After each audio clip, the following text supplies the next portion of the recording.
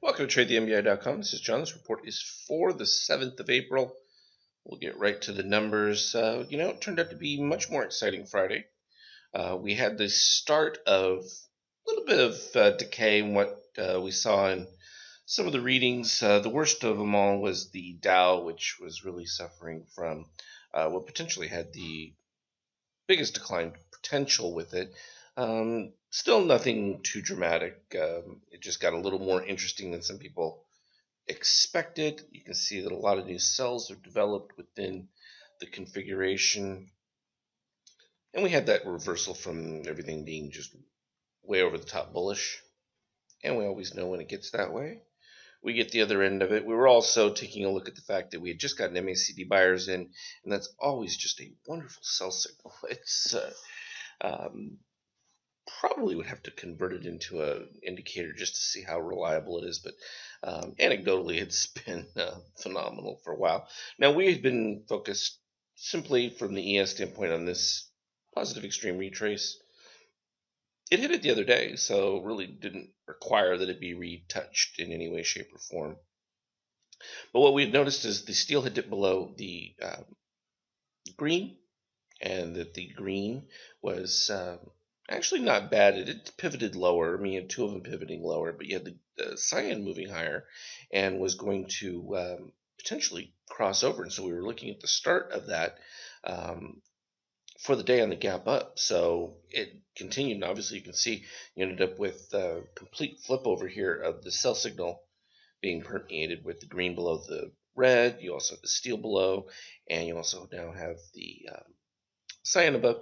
So these are all primary sell signals, not to mention the red is below white as well. Be interesting to see the steel moving higher, which would give you an indication of a greater downturn. We look at something like this over here where you get the initial sell signal, but if the steel is moving to the low side, it's temporary. What you need to have is the separation of the steel and the cyan, like over here, to get yourself a more drawn out divergence, so to speak, because the divergence would be getting a buy signal like this where price continues to fall as it did before.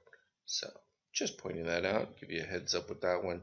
NQ, beautiful spider, which is what we were looking at developing from right here on the previous day on the slight down, and those are always fun because to me it looks like a spider, but some people just call it a inverse pivot from the previous relationship. It's okay. But it cascaded lower and boom. And then you have here now something far more bearish with the NASDAQ where you see the steel and the cyan already separating from the red and white. Now, as long as those red and white continue to move lower and stay away, and the steel and cyan move above zero, or at least the cyan moving above zero is going to give you a more predominant setup like over here. And then you get this void. It's a nice space. And we'll take a look at an intraday chart in a little bit. It shows it kind of clearly.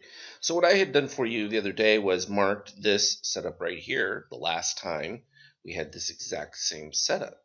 And I pointed to you that the expectation was for a lower finish, that we would then know for certain that we were going to get a bit more of a cascade to the downside. So in fact, well, I can put my little line right there. This marked what we were, seeing. We had the crossover break down below, which happened yesterday, right like that. And so it looked identical to this dotted line setup right there. That's what we were looking for. And boy, do we get a little bit extra. Go figure. That happens. Potential bullish setup within the dip below the -50. We won't know just yet. This isn't so great as far as that's concerned. You'd have to see an immediate pivot back up. We would know that at the open. But more likely you're going to see continuation of that to the downside. USO put in its little buy and had gapped up from there. So that's continuing to do it. It is interesting because you can see the separation now here of the more bearish viewpoint where you have that steel and cyan above the red and white. The difference is that for it to be more bearish, you really would need to see the red and white dip down here and stay below that -7. Those little pop-ups it gave it a little wisp of life. Little ones, nothing major. And gold, it took a nice bounce off of that Is it going to get overbought really quick here? Potentially. Still within a divergence, so I don't expect it to do anything super spectacular yet. Though, if I put it back up there, what we would be looking for will be this meeting point, because if the green can get above, that could break the downside cycle. So on any dip, we'll be watching where that combination meets. Likewise, SLV didn't even respond as much, but it's about to have that impact moment right here. And so a reversal back of the steel and of the green and cyan moving higher would be very bearish for metals. Likewise, the opposite, and it would be opportunity for us to jump in a significant way.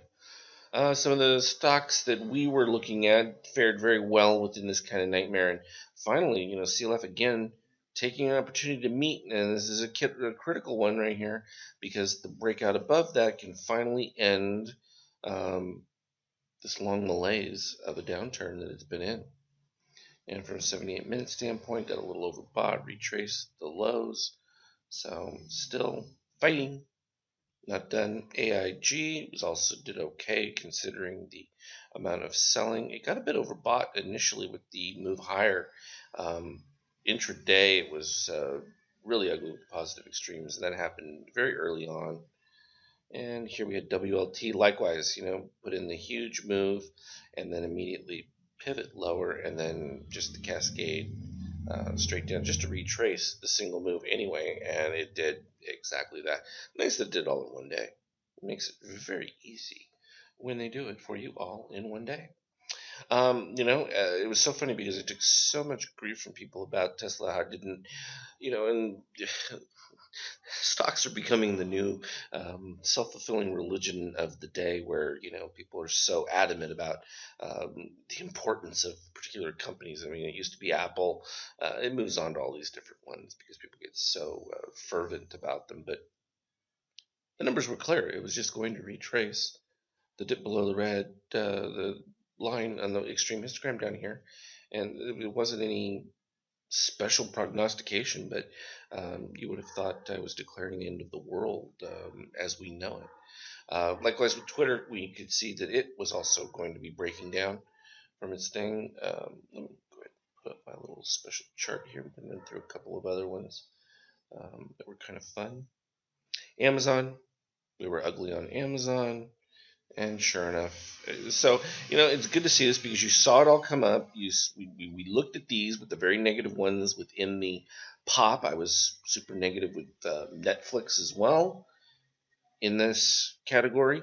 So you're seeing it play out in real days. I mean, over the last week plus that we've been talking about these falling apart. PCLN was another one. I just said, continuing that move, it's going to come back down to retrace this low. People said I was out of my mind. Yeah, who's out of their mind these days? You're right back to it. Just nice to point out. We look at Facebook. There's Facebook, same story, different stock. Love it when they do that. We can look at Baidu, was another one that was supposed to do the same. Boom. So, we can run through these, and those of you with the indicators, you've got this setup. Nothing unique. Now, I've also suggested some who want to have the DO paint bar on there. Do that. So you get the DO paint bar, which will give you your yellow buy signal, but within this context, to be very careful within that.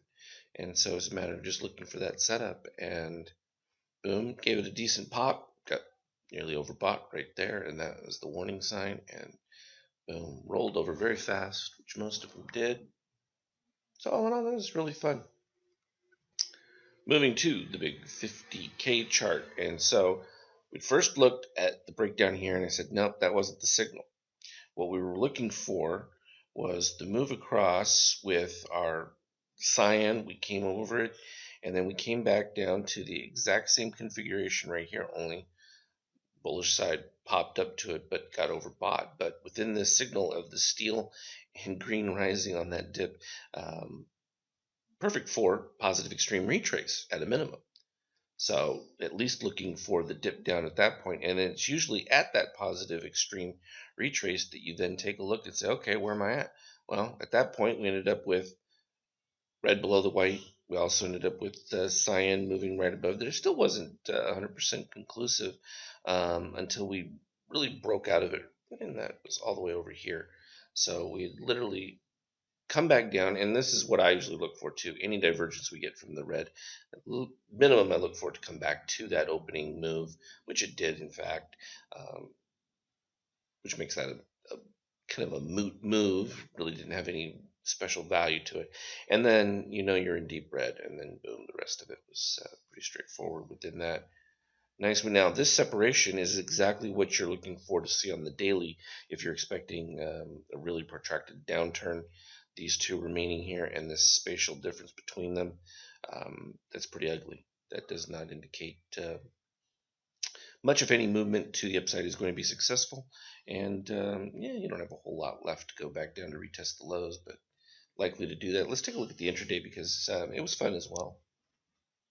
Here we go with the intraday. Some people say, well, do I need to have all this information? No, but it's worthwhile understanding that there is substance behind just these colorations. It's not just fantasy. So at the end of the day, we were coming off that buy signal that was right through here. Beautiful move to the upside. And then it was right, well, I'll mark it for you right here. Boom, where this broke through, came above, continued to confirm this when it turned red. The only thing with this is you'd be a little suspect because you'd be expecting some kind of pop with steel this low. And then it wasn't until we came all the way over here that the steel popped above, which would normally be a buy signal, but you were in the negative dark red.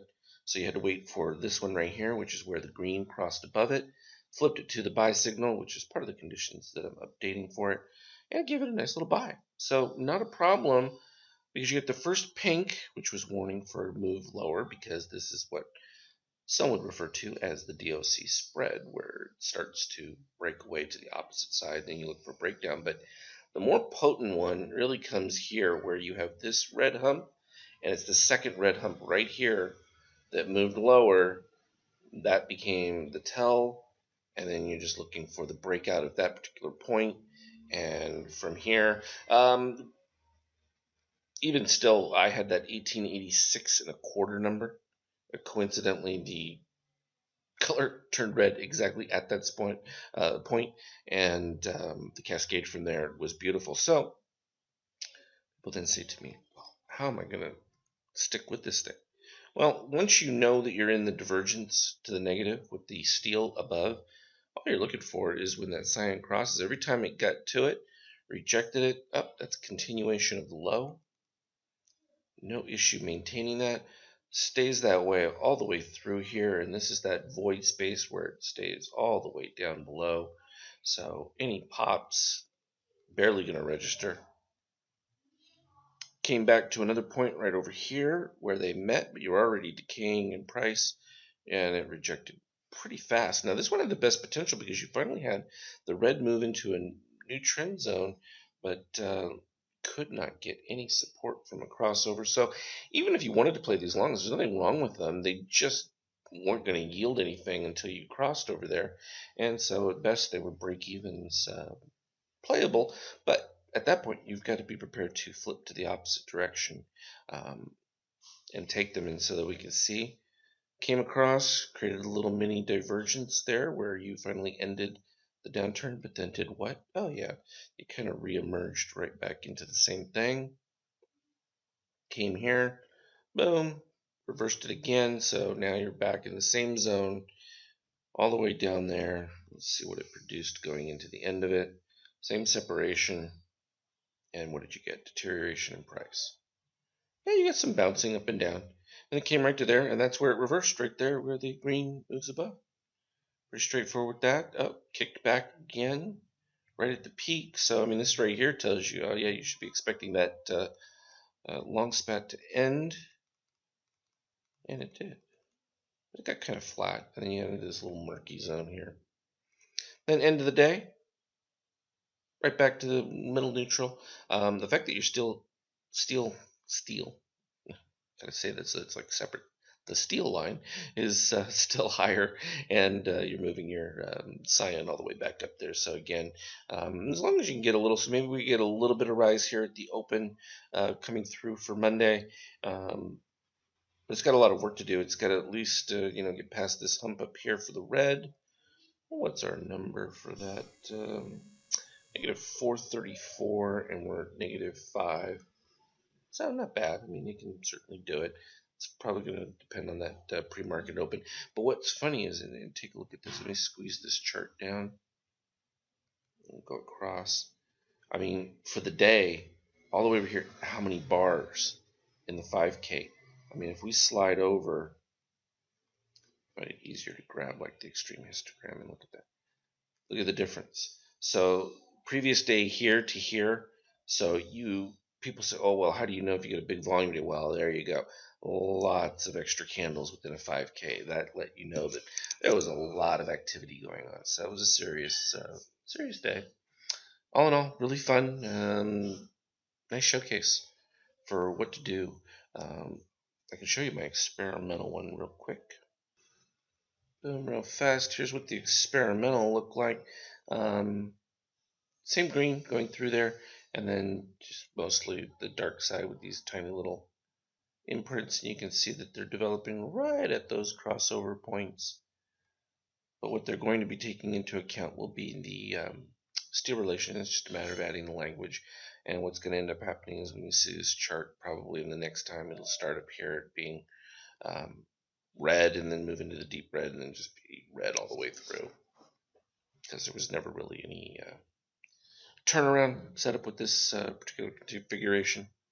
So all in all, continuing to just really make nice executions with these setups. So hope everyone's enjoying that, and as always, we will continue to update any special circumstances if they exist, and hopefully may even be able to convert some of the additional algorithm into the alerts coming in for the next week, would be my hope. So as always, trade well.